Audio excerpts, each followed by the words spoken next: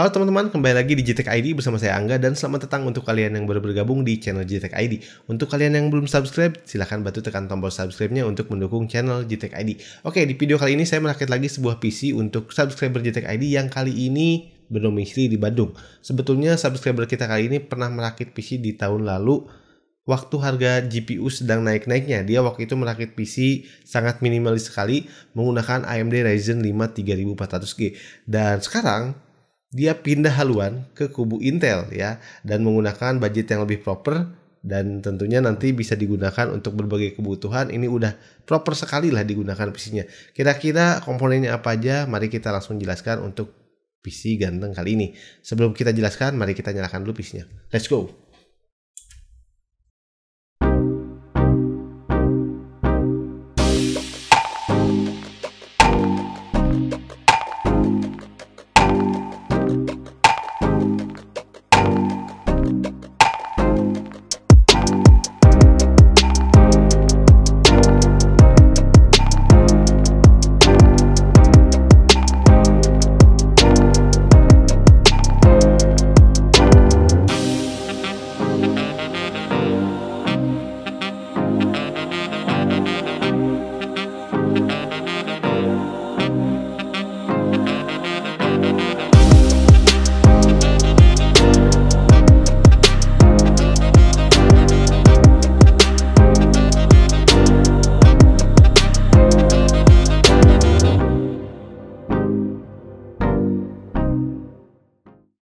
Oke, PC-nya udah nyala, udah kelihatan ganteng banget.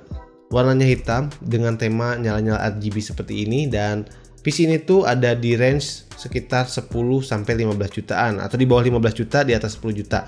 Dan PC ini tuh bisa digunakan untuk editing, untuk gaming, untuk productivity, untuk streaming ya, itu masih bisa sekali. Dan kira-kira komponennya apa aja sih yang digunakan di video rakitan PC kita kali ini, kita akan jelaskan satu persatu. Nah, untuk prosesornya di sini kita gunakan Core i5 12400F. Ini adalah prosesor generasi ke-12 dari Intel ya, LGA 1700 yang memiliki 6 core dan juga 12 thread. Untuk gaming cukup bisa, untuk editing cukup mumpuni, untuk multitasking, untuk streaming juga bisa. Jadi untuk prosesor ini bisa dikatakan adalah prosesor yang cukup aman untuk berbagai kebutuhan kita sehari-hari ya. Dan di sini kita gunakan motherboard juga dari ASRock B660M Pro RS, dimana untuk motherboard ini udah pernah kita review, udah pernah digunakan juga di video rakitan sebelumnya. Jadi bisa dikatakan ASRock ini adalah salah satu brand motherboard yang harganya cukup terjangkau dan fiturnya ya cukup baik dan juga cukup banyak. Jadi ini bisa diambil ya opsi ini buat kalian yang memang membutuhkan motherboard dengan harga yang terjangkau. Nah, di sini juga kita menggunakan memori RAM. Memori RAM ini adalah memori yang sering sekali digunakan di 2022 oleh GTech ID. Memori ini adalah memori dari PNY Accelerate Gaming Epic X RGB Silver Edition. Ini adalah salah satu brand yang terbaru ya dari PNY, berwarna silver dan bisa masuk ke tema apa aja. Seperti warna hitam ini jadi cukup manis, jadi cukup dinamis juga tampilannya. Jadi nggak hanya masuk di tampilan warna putih, tapi untuk Silver Edition ini bisa di tema apapun. Hitam bisa, putih bisa. Dan juga ada nyala-nyala RGB yang cukup manis juga yang bisa diatur melalui software bawaan dari motherboard. Untuk memori ini dia memiliki konfigurasi 2x8GB dengan frekuensi 3600 MHz CL18. Dan memori ini cukup baik, compatibility-nya bisa digunakan di motherboard apa aja, hampir nggak pernah ada masalah. Jadi ini cukup recommended buat kalian yang mungkin bingung cari memori apa, ini salah satu yang bisa kalian pilih. Selanjutnya kita gunakan storage atau penyimpanan. Penyimpanan di sini kita menggunakan dua tipe, yaitu menggunakan SSD NVMe dari Team Group MP33 dengan kapasitas 256GB, cukup ya di sini. Dan juga kita sandingkan dengan secondary-nya, yaitu adalah hard disk 3TB Barakuda ya di sini. Jadi buat kalian juga yang mungkin butuh penyimpanan besar bisa tiru konfigurasi seperti ini. Tapi kalau misalkan hanya butuh penyimpanan yang kecil-kecil aja, mungkin kalian bisa maksimalkan di SSD ya, atau tidak menggunakan harddisknya. Lalu di sini kita gunakan GPU atau VGA card yang juga bisa cukup handal digunakan untuk gaming, untuk editing dan juga untuk streaming. yaitu PNY RTX 2060 dengan VRAM 12GB. Ini adalah salah satu GPU atau VGA card yang bisa cukup aman buat berbagai kebutuhan, entah itu gaming ataupun editing dan juga streaming. Dan juga VRAM 12GB-nya ini saya rasa akan membantu jika kalian ingin bermain game tidak hanya di resolusi 1080p tapi juga di 1440p. Jadi ini cukup nice banget lah ya. Nanti kita akan lihat performanya seperti apa. Dan ngomong-ngomong, untuk supply dayanya kita menggunakan power supply dari Aerocool. Di sini kita gunakan dari Aerocool Lux 550 watt. Karena untuk Aerocool ini dia sudah bersertifikasi resmi ya, 80 plus bronze. Jadi ini cukup aman sekali, dan juga dia memiliki fitur Active Power Factor Correction, dimana buat kalian yang tegangannya listriknya naik turun, ini seharusnya bisa tercover atau terhandle oleh power supply ini. Tapi tetap saya sarankan buat kalian yang gunakan PC di rumah kalian bisa gunakan mungkin stabilizer atau UPS supaya lebih aman lagi ya. Dan untuk fitur lainnya, untuk Aerocool Lux RGB ini dia memiliki nyala-nyala RGB di bagian sampingnya yang bisa sync ke motherboard, karena ada sebelah RGB-nya ya, ada pin RGB-nya, atau bisa ke commander casingnya, atau kalau nggak ada semuanya kalian juga bisa ganti atau rubah-rubah warnanya melalui tombol switch yang ada di belakang power supply ini. Jadi cukup fleksibel sekali, bisa sesuai selera kalian. Untuk ketangguhannya udah cukup baik, dan juga untuk estetikanya udah cukup dapet. Jadi Aerocool ini bisa cukup diandalkan buat kebutuhan sehari-hari kalian ya. Dan kita juga di sini gunakan casing dari Aerocool, yaitu adalah Aerocool Mirage. Ini adalah ukuran yang ATX ya, tentunya ATX. Juga dia bisa menggunakan motherboard yang di bawahnya seperti MATX seperti yang saya gunakan ini. Walau kita menggunakan motherboard seperti MATX seperti ini, tapi nggak kelihatan ngegantung atau kosong-kosong banget. Dan fitur-fitur lainnya juga di Mirage ini udah cukup baik, cukup banyak. Seperti penyimpanan SSD-nya, dia bisa sampai 5 SSD, atau misalkan 4 SSD, 1 harddisk, atau 3 SSD, 2 harddisk. Jadi penyimpanan cukup banyak, dan juga dia bagusnya sudah ada controller ARGB-nya disematkan di casing ini, dan juga ada free fan satu ya, ARGB juga di bagian belakang seperti ini. Jadi ini casingnya udah cukup kekinian, dengan side panelnya atau tempered glassnya itu bisa dibuka seperti jendela.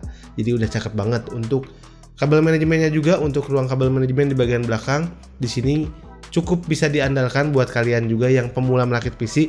Kalian gak akan terlalu kerepotan untuk merapikan kabel di bagian belakang. Jadi udah cukup baik lah ya. Oke, mungkin itu saja untuk komponennya. Dan oh iya, satu tambahan di sini, karena tadi dari Aerocool ini hanya menyematkan satu fan, di sini saya tambahkan fan RGB juga, tapi yang harganya terjangkau, dari Gemen GCF 300C. Ini adalah fan yang sering sekali saya gunakan. Dia udah 3-in-1, ada commandernya, ada remote-nya. Jadi kalian juga bisa sinkronkan karena dia memiliki pin ARGB. Di sini saya colokkan ke pin ARGB yang ada di commandernya, dan bisa sync semua. Jadi bisa diatur-atur warnanya, entah itu melalui remote-nya.